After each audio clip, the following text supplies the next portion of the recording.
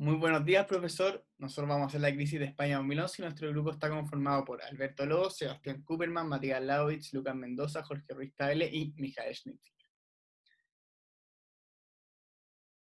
Entonces vamos a partir con el contexto económico relevante de España previo a la crisis. Nos vamos a enfocar entre el año 1994 hasta el 2010 y vemos que entre el 2004 y el 2008 había un PIB, una producción más o menos constante entre el 2 y el 5%. Luego ya en el 2007 empezó a bajar notoriamente, de hecho ya llegando a una producción, un PIB negativo. Luego vamos a ver la tasa de desempleo. La tasa de desempleo vemos que desde el año 1996 tenía una conducta bajista, algo que era súper bueno para el país porque el nivel de desempleados estaba bajando, pero luego entre el 2000 y 2004 empezó nuevamente a subir hasta el 2007 que ya empezó a subir de manera en una gran magnitud. Otra cosa importante son... No, vuelve para atrás. Otra cosa importante son los gobiernos que estaban conformados en España.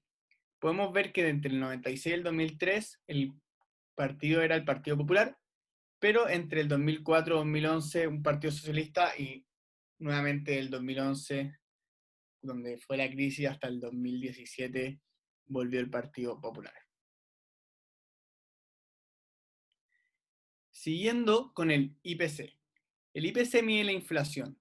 Vemos que en el 1977 hubo una inflación muy grande y luego eso empezó a bajar en gran magnitud. Pero nuevamente en el año 2008 ya empezó nuevamente a subir hasta el 2009 que bajó de forma notoria. Por último, la balanza comercial. España desde el 1998 hasta la actualidad se ha mantenido, no hasta la actualidad, hasta previo a la crisis, se ha mantenido con una balanza comercial negativa, es decir, un déficit. Y por último vamos a ver el IBEX 35. El IBEX 35 es el principal índice bursátil de la Bolsa de España, que podemos ver que en el 2001 hasta el 2003 tuvo una caída constante y después en el 2003 tuvo una conducta alcista hasta llegar al año 2007-2008, donde nuevamente tuvo una gran caída. Ya. Con respecto a cómo se acumularon los riesgos relevantes, todo partió en el 1998 con la ley de suelo, que tenía el objetivo de favorecer la urbanización, específicamente en torno a las viviendas para propulsar el sector inmobiliario. Y el 2002 con la reforma laboral, que básicamente reducía los derechos laborales para promover el empleo. Estas dos medidas generaron un ambiente donde hubo mucha inmigración, más demanda de las viviendas y más plusvalía de las viviendas. El 2005 ya teníamos una España que construía más viviendas que Italia, Alemania y Francia juntos. Y tenía un ambiente de bajo desempleo, recién descrito por mi compañero. Sin embargo, tenían un gran problema, que era que los salarios seguían muy bajos, uno de los más bajos de Europa. En el 2007, que está justo acá atrás de la cámara y no se puede ver, pero se dice que básicamente los bancos, para compensar estos bajos sueldos, hicieron una baja de tasas de interés, un aumento de plazo de pago de las hipotecas y muy bajos requisitos para pedir un crédito, para que la gente tenga dinero para seguir adelante con todas sus deudas. Todo esto propulsó enormemente el precio por metro cuadrado de las viviendas hasta 2,9 euros por metro cuadrado en el 2007. Y lo que nos explica es que básicamente el crecimiento y la creación de riqueza que está pasando por España era toda en base a deuda y no como debería ser al revés. Ya, ¿qué fue lo que finalmente gatilló la crisis? Bueno, la crisis subprime en el 2007-2008 fue, por así decirlo, la gota que rebalsó el vaso. Esto fue ya que tuvo una ola de pánico e incertidumbre a modo global, donde los bancos más grandes cortaron la emisión de deuda.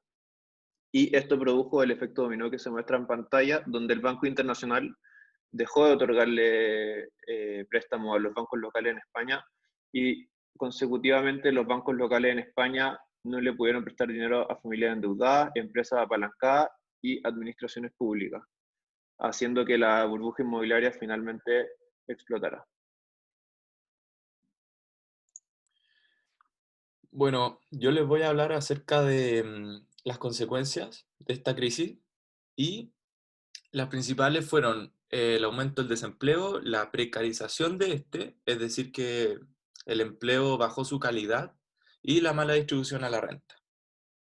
Bueno, en primer lugar, evaluando el sector financiero, eh, lo que quebrantó, lo que inició esta crisis fueron básicamente las políticas de austeridad que se tomaron y la deuda soberana europea que existía en esos tiempos.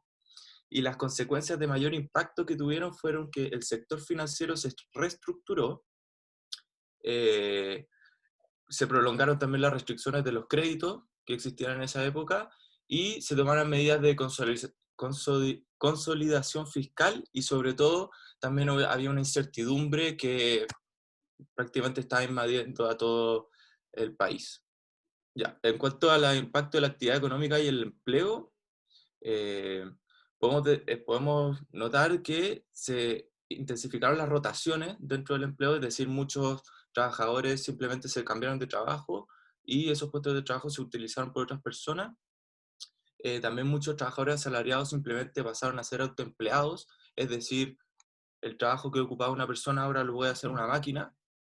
Y también pasó de que muchos trabajos simplemente bajaron sus remuneraciones, no volvieron a subir y en muchos casos eran muy bajas o incluso nulas. En cuanto al despido, muchas se realizaron de forma informal e incluso pasaron a llevar muchas indemnizaciones ajustándolas o simplemente no pagándolas. Y por último, la mayor desigualdad en la distribución de la renta consiste básicamente en que se han realizado muchos estudios en cuanto a esta crisis y estos estudios dicen de que este fenómeno de la desigualdad en la distribución de la riqueza simplemente se mide en cuanto a las variables de ingreso y la pobreza que sin duda pudo aumentar en esta época.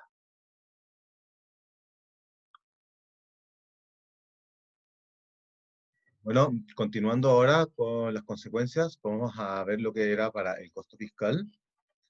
En primera instancia tenemos que la inversión comenzó a superar ampliamente la capacidad de ahorro. ¿Qué quiere decir eso? Que finalmente el Estado tenía que invertir más de lo que podía ahorrar. Por ejemplo, en el año 2000, entre el año 2005 y 2007, la inversión superó el 30% del PIB, mientras el ahorro nacional era solamente un 23%. Esa diferencia del 7% se tuvo que financiar con ahorro externo. Nunca ha existido tanta necesidad de financiación externa como la registrada entre 1999 y 2007. En 2007 se registró la mayor cantidad, donde se registraron 101.000 millones de euros, lo cual equivalía a un 9,4% del PIB. Entre 2009 y 2013 los costos totales, para comparar, eran tan solo 29.000 millones de euros. Luego, para minorar el déficit del sector público en consecuencias de la crisis, se tuvieron que incrementar los recursos públicos. ¿Cómo se dice esto? Con una presión fiscal que aumentó en un 9,1%. Paralelamente, los gastos no financieros aumentaron un 5,9% de la media. Se redujeron las remuneraciones a asalariados en un 8%, y mientras la necesidad de financiación pública bajó en un 40%, aumentó el endeudamiento público en un 74,8%. Luego, un punto muy importante es que para lograr generar tanta recaudación y lograr menos endeudamiento es que los impuestos a las personas tuvieron que aumentar considerablemente, lo cual perjudicó porque, como ya mencionaron mis compañeros anteriormente, existía mayor desempleo y habían costos y pocas capacidades para pagar estos impuestos y estas deudas que poseían. Finalmente, hablando de la educación y la sanidad, tenemos que la educación entre el 2009 y el 2013 disminuyó de 49,7 mil millones de euros a 42,4 mil millones de euros, es decir, bajó un 14,7%, mientras la sanidad disminuyó un 13,4%. Esto es súper importante, porque tanto la educación como la sanidad son servicios que presentan más del 90% en las comunidades autónomas.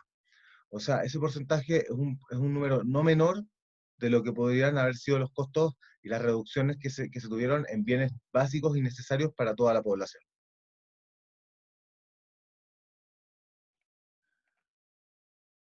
Bueno, lo primero que tuvieron que hacer para salir de la crisis fue reconocer José Luis Rodríguez Zapatero en un discurso a mediados del 2008, reconocer que estaban en serias dificultades y la economía estaba con un débil crecimiento y una alta inflación.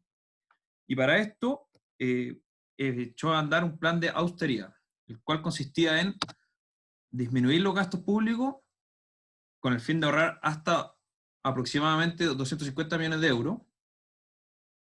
Y luego, en enero del 2009, ya 7 meses después, se nos cuenta que no fue lo suficiente el plan de austeridad del Estado, así que se puso en marcha el plan E, que es el Plan Español para el Estímulo de la Economía y el Empleo, el cual tenía 4 ejes principales, que eran medidas de apoyo a la empresa y la familia, medidas de fomento al empleo, medidas financieras y presupuestarias, que quiere decir que el gobierno y el Estado en realidad iban a tener mucho menos gasto y mayor inversión, digamos, mucho menos gasto en sueldos.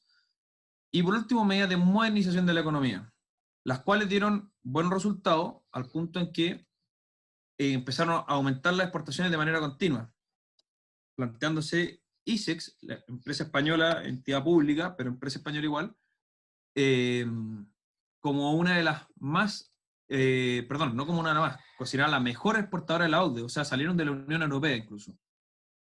Eso es lo que podemos decir como las grandes medidas que tuvo el gobierno y el sector empresarial para salir de la crisis. Ahora, por el lado de las lecciones que se aprendieron de esta crisis, hay dos categorías de ellas. Las lecciones en ámbito de regulación financiera y en ámbito de regulación fiscal. En el ámbito de la regulación financiera, se vio que hay una necesidad importante de analizar a priori las inversiones de alto riesgo, como lo fueron los CDOs, para para que las entidades reguladoras puedan ver cuáles límites se tienen que poner a este tipo de inversiones, si es que se tiene que poner algún límite. También se necesita la creación de estándares de información que ya se crearon, como el MiFID II, para proteger al inversionista. El MiFID II en específico es un estándar de información europeo que protege a los inversionistas entregándoles todas las métricas necesarias que necesitan para poder tomar sus decisiones de una manera inteligente, lo cual no existía previamente a la crisis del 2008. La regularización del uso contable de los instrumentos fuera de balance, el cual fue que la no existencia de esta regularización llevó a que los bancos estuvieran más apalancados de lo que legalmente podían estarlo. Entonces, después de esta crisis, se regularizó el uso de estos instrumentos fuera de balance. La regulación de necesidad de liquidez por parte de las entidades financieras, esto para evitar el sobreapalancamiento, el cual fue uno de los gatillantes de esta crisis, y también la necesidad de regulación del aprovechamiento contable por parte de las empresas, no solamente los bancos, y la estandarización de estas mismas empresas con los estándares de contabilidad internacionales. Todo esto para poder llegar a una valorización más exacta de ciertos tipos de instrumentos financieros que llevaron a la crisis del 2008.